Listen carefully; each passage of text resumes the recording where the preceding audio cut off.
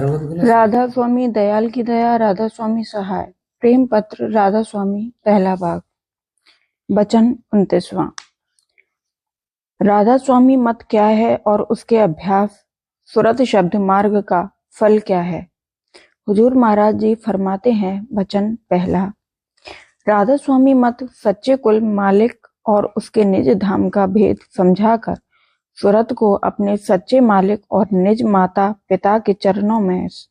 जहां से यह आदि में उतर कर आई, पहुंचने का रास्ता बताता है और जुगत उस रास्ते पर चलने के उपदेश करता है। वचन दूसरा। यह सुरत अपने धाम से जुदा होकर त्रिलोकी में माया और काल के जाल में फंसकर और पिंड में बंदी खाने में कैद होकर और मन और इंद्रिय और उनके भोगों के संग लिपट कर इस लोक में सब तरह से दुख सुख और संताप सह रही है। इस वास्ते राधा स्वामी मत इसके दुख हमेशा को दूर करने के लिए सच्चे मालिक राधा स्वामी दयाल की सर्व समर्थता और मेहर और दया की महिमा सुनाकर चरण शरण दृढ़ कराता है, जिसके सबब से चलने वाली सुरत को उस रास्ते के तय करने में बहुत आसानी होती है और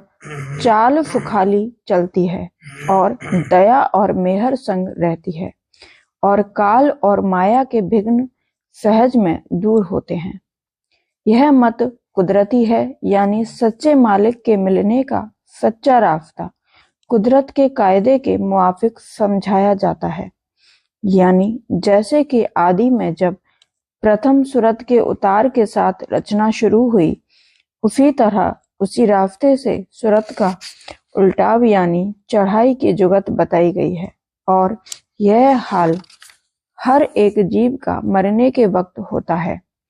कि उसकी रूह की धार का खिंचाव पैरों की उंगलियों से शुरू होकर आंखों की पुतली के खिंचाव तक आंख से नजर आता है और इसी खिंचाव के साथ ताकत देह और इंद्रियों की घटती और खिंचती हुई मालूम होती है। इसी तरह से अभ्यास के वक्त सुरत मार्ग के अभ्यासी की सुरत और मन का उल्टाव और खिंचाव ऊपर की तरफ स्वतंत्रता के साथ होता जाएगा और जो अभ्यास दुरुस्ती से शौक के साथ बनता चला गया, तो एक दिन वह अभ्यासी मौत के मुकाम पर पहुंचकर उसको जीत लेगा और जिस किसी से इस कदर अभ्यास न बना तो भी वह बहुत दूर तक अपना रास्ता आखिर वक्त पर चलने का साफ करके बहुत से दुख सुख संसारी और तकलीफ मौत से अपना बचाव कर सकता है। वचन तीसरा। यह रास्ता और जुगत किसी आदमी की बनाई हुई या निकाली हुई नहीं है। इसका उपदेश और भेद सच्चे मालिक ने आप संत सतगुरु रूप धार कर जीवों पर अति दया करके प्रकट किया। वचन चौथा। जो कोई इस मत में शामिल हुआ और सुरत शब्द का उपदेश लेकर उसके अभ्यास में लगा, तो उसको सत्य पुरुष राधा स्वामी दयाल का दामन या चरण पकड़ा दिया गया, क्योंकि धुर मुकाम से शब्द की धार हर एक रास्ते के मुकाम से होकर बराबर नीचे तक, जहाँ के पिंड में सुरत की बैठक है और जहाँ बैठकर यह सुरत देह और संसार के साथ कार्यवाही करती है, जारी है, जिसको उस धार का और उन धुनों यानी आवाजों का जो उन धारों के साथ हो रही है भेद मिला और मन और सुरत को उस धुन के संग लगाकर चढ़ाने की जुगत बताई गई, तो उस सुरत को धुन के वसीले से सच्चे मालिक के चरण के साथ मेल करने और उसको पकड़कर चढ़ने का कायदा मालूम हो गया और वह उसी दस्तूर के मुआफिक जब चाहे जब चरण के साथ लिपट कर उसका रस और आनंद ले सकती है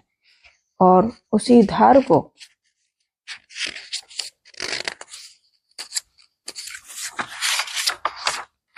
पकड़कर आहिस्ता आहिस्ता अभ्यास करके धुर मुकाम तक पहुंच सकती है।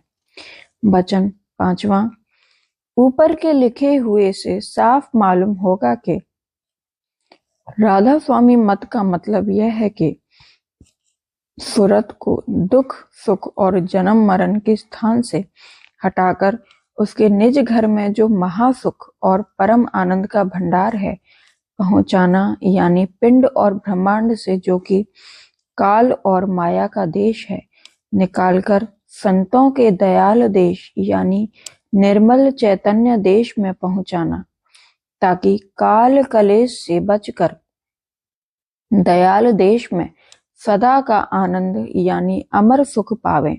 और आप भी अमर हो जावें। वचन छठा,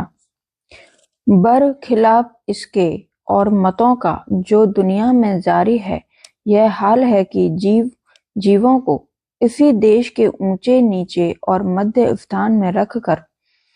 कभी सुख और कभी दुख के चक्कर में डाले रखें और जन्म मरण की फांसी काटी न जावे, बल्कि उनको पूरा भेद रचना का और पता सच्चे मालिक और उसके सच्चे देश का मालूम ही भी नहीं हुआ। इसी सबब से वे काल और माया देश के पार का हाल नहीं बयां करते और न उसके पार जाने की जुगत समझाते और बताते हैं। इसका हाल इस दृष्टांत से जो नीचे लिखा जाता है साफ साफ मालूम होवेगा। वचन सातवां, जैसे पानी असल में गैस रूप था और फिर हवा रूप और बादल रूप और बुखार रूप से पानी रूप होकर बरसा और फिर जमकर बर्फ रूप होकर जड़ यानी बेहिस और हरकत हो गया, और जब उसकी गर्मी पहुंचाई गई तब फिर पानी रूप और बुखार यानी भाप रूप और बादल रूप और हवा रूप होकर फिर गैस रूप होकर गुप्त हो गया और ऊंचे से ऊंचे देश में जहां उसका पहले बासा था जाकर ठहरा। अब समझना चाहिए कि संत सतगुरु का मत यानी राधा स्वामी मत बर्फ रूप को उसके असली घर में पहुंचकर गैस रूप बनाने की जुगत बताता है कि जिससे वह तोड़ फोड़ और खुश्की और गर्मी और पाकी और नापाकी और इफ्तिहाला यानी जन्म मरण की हालत से छूटकर अपने असली रूप में जो एक रस और एक हालत में कायम रहता है मिल जावे और तकलीफात से नजात पावे। और इफ्तिहाला उसको कहते हैं कि कभी कोई और कभी कोई हालत या रूप बदलना, और यही मतलब जन्म मरण से है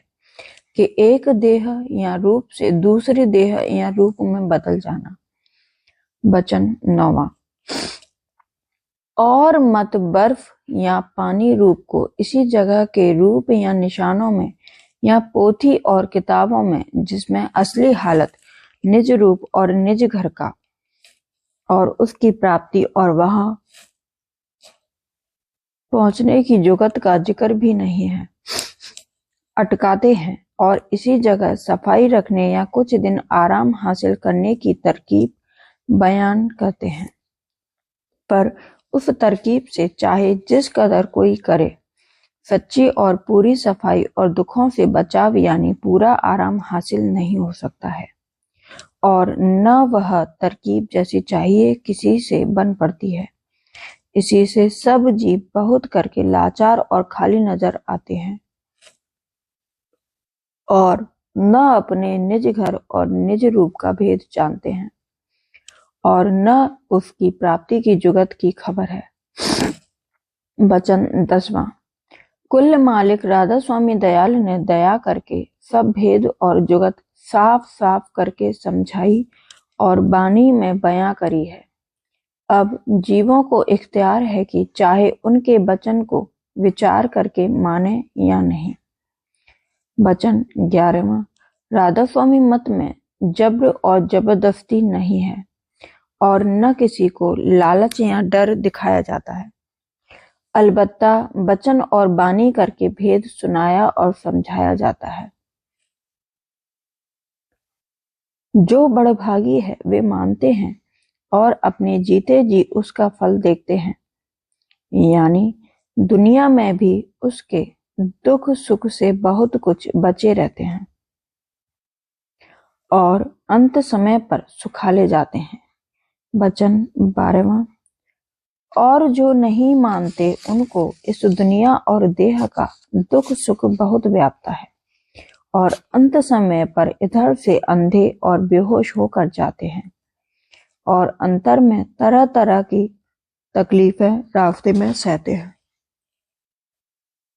भजन 13वां। पर इसमें भी मौज है, जिनका भाग जल्द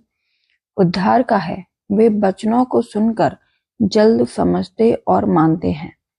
और जिनके उद्धार में अभी देरी है, वे वचनों को उछाल देते हैं और नहीं मानते हैं। राधा स्वामी दयाल की दया, राधा स्वामी सहाय। राधा